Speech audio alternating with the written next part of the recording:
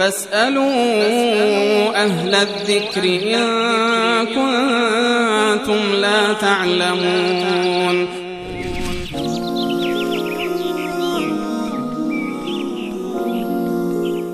بیننده بعدی پرسیدن که زنان بی حجاب آیا در روز قیامت عذاب دارند یا نه؟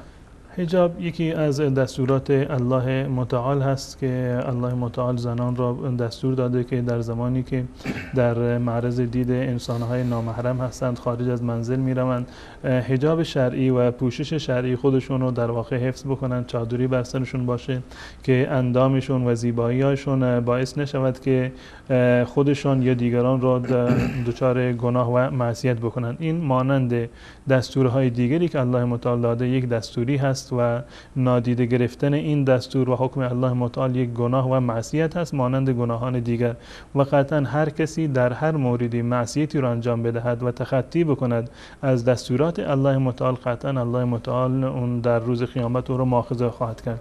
اما این که بگیم که در مورد حجاب که حدیث مخصوصی باشه که عذابش این گونه هست، مثلا کسی که چادر سرش نکنه در روز قیامت سرش را به طور مثال مثلا عذاب بدن، شکنجه بکنن، چون این حدیثی وجود نداره. بعضی به عنوان حدیث روایت میشه که مثلا هر تار موی یک اژدهایی وصل میشه. نه، این مواردی که در این زمینه بیان شده اینا احادیث صحیحی نیست، نسبت دادنش به رسول الله صلی الله علیه و سلم جایز نیست. منتها در این اندازه هست که حجاب دستور الله متعال هست و تخطی کردن از دستور الله متعال یک نوع گناه و معصیت میشود و قطعا الله متعال انسان رو به خاطر گناه و معصیت اگر توبه نکند در روز قیامت مؤاخذه خواهد.